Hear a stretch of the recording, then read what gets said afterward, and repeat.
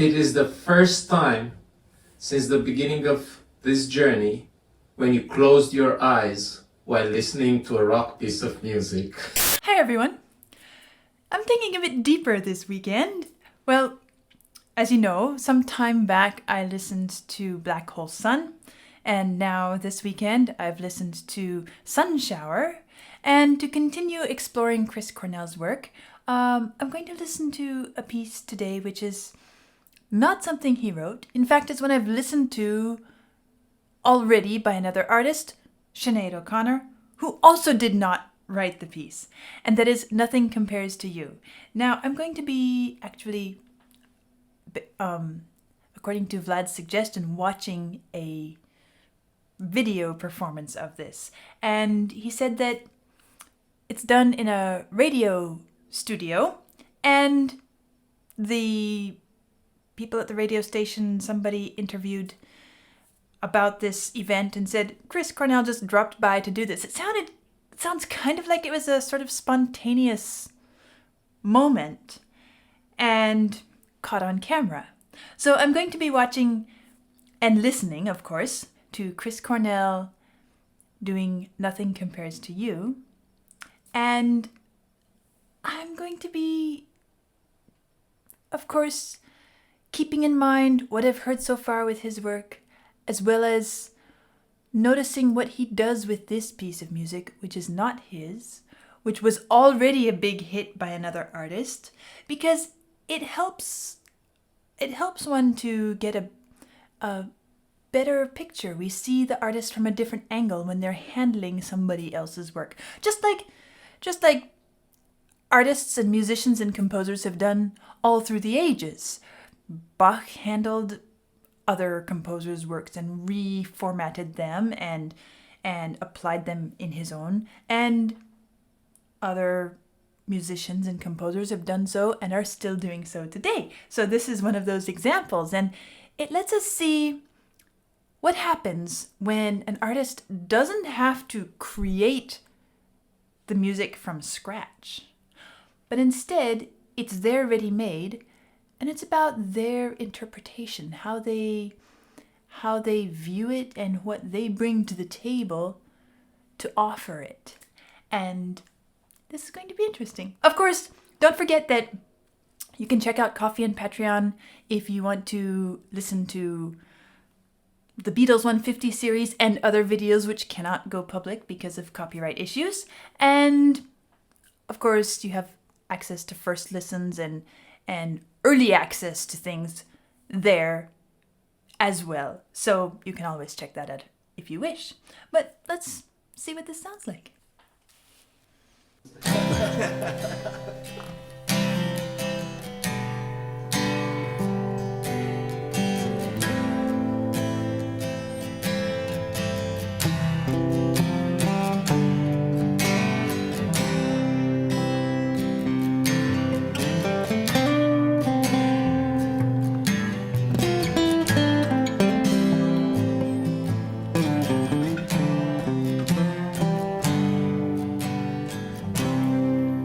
It's been 7 hours and 15 days since you took your love away.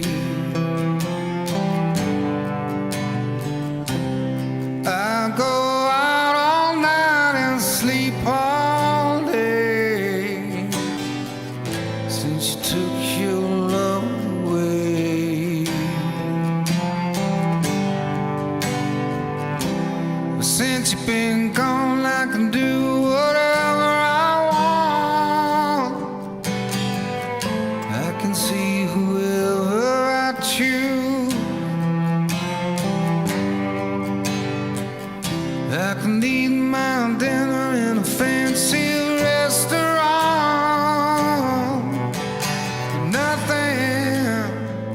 Nothing can take away these blues. There's nothing compared, nothing compared to you. It's been so lonely without you here. song. Nothing can stop these lonely tears from falling. Tell me. I like the way the cello is weaving a line between the voice, and I could even do with a bit more cello for my personal taste, but it's nice. It's really nice. I'm noticing a couple things along the way. First of all, because I've heard O'Connor's version, it's taking me a little bit to begin to like his version. It's very nice, but it's something about the way he shapes his vowels. They're very nasally and not very, what would say, pure. They're very much kind of stuck up in his nose, in the top of his and back a bit. And it reminds me a bit of the kind of singing I hear with country singing. And it's a bit thin and reedy. Now, of course, his voice, I enjoyed it very much with Sunshower. And it's not that he's changed anything here, but it's more about the context and what I want to hear in this song. At the same time, as I'm processing this, listening and becoming aware of what I like and don't like, and trying to understand why and work my way through it, I'm also thinking that it kind of suits the piece. This sort of vocal approach. Because, well, he's not singing it in a blues style so much, but he is singing it in a rather forlorn style. And this feeling of just kind of not even fully shaping the words as they come out. It's more of an internal monologue. And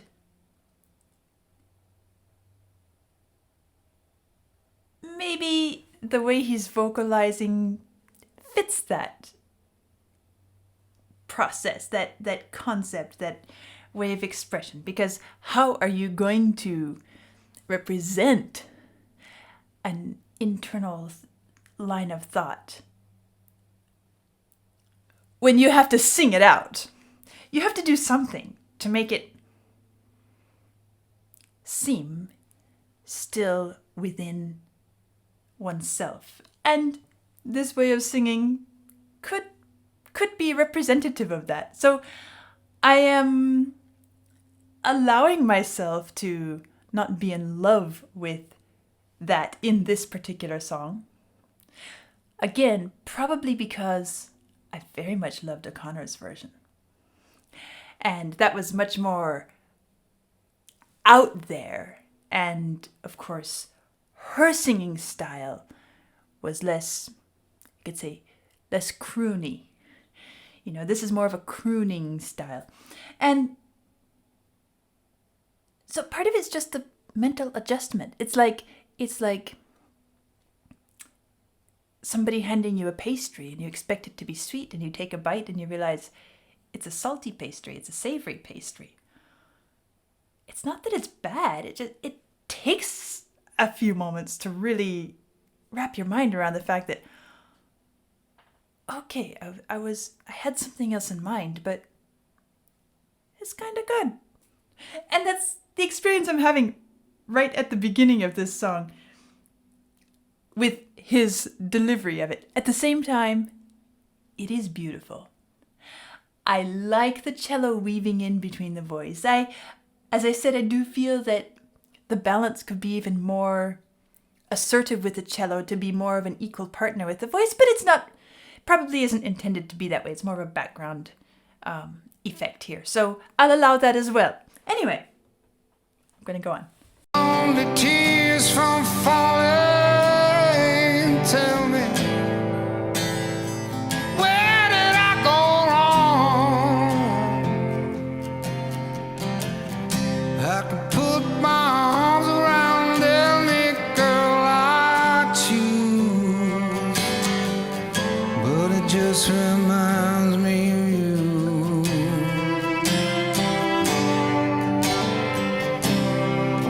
went to the doctor and guess what he told me? He said, boy, you better try to have fun no matter what you do. But he's a fool, 'cause nothing compares. Nothing compares to you. Keaton Simons.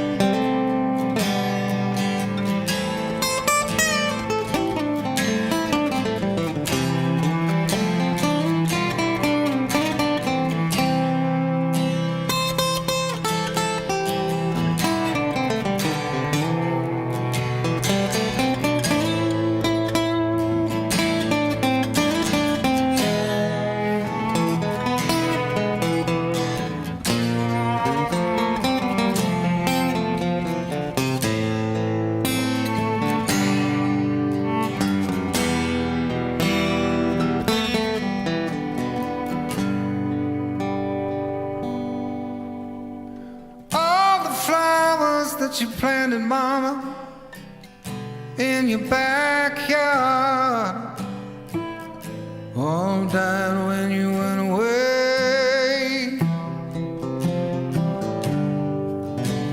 I like this verse. I know living with me, baby, is sometimes hard, but I'm willing to give it another try.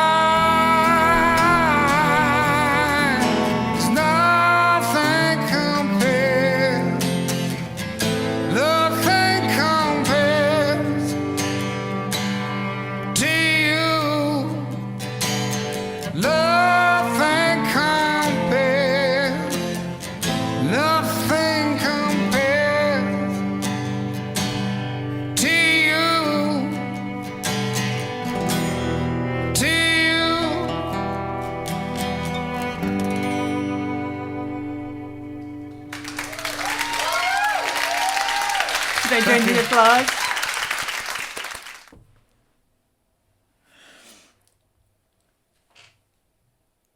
It was the last verse that finally caught me. I want to go back and listen to it again, but I want to tell you why it caught me. It is the first time since the beginning of this journey when you closed your eyes while listening to a rock piece of music. I had to, because I felt myself being pulled away from the music by the video and I wanted to hear the music. It's when he started singing all the flowers that you planted, it got a little more dynamic and a little more energetic. And it was just the touch that was needed in that moment. And suddenly the entire piece of music made sense. The entire song as he sang it made sense. Everything, the sort of forlorn, crooning, almost whining in a way, singing that came before was actually building up to that point and setting up that moment. And suddenly he talks about all the flowers that you planted, Mama. And the way he approached that moment suddenly made everything before it fit and make sense. Interesting experience for me listening, and it's not the first time a piece of music has done this to me, but I guess it's nice to have it caught on camera so you can see the process I'm going through. Sometimes I don't know if I love something or not, and then there's suddenly a moment where it all comes into its own. And that was the moment for me. And then the way he carried on with the verse, it wrapped up the entire song beautifully. So I want to go back and listen to that verse once more because I did enjoy it.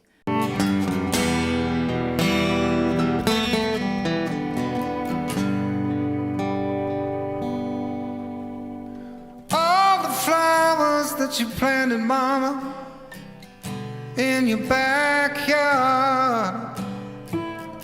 All died when you went I away. love the way it gets warm and deep down there. And the cello comes in just perfectly. And the guitar plucking. Baby, is sometimes hard. Now everything is together. But I'm willing to give it another try. 'Cause nothing compares. Nothing compares to you. Nothing compares. Nothing compares to you. To you.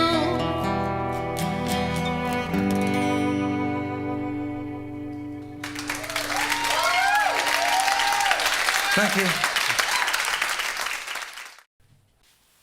That was nice.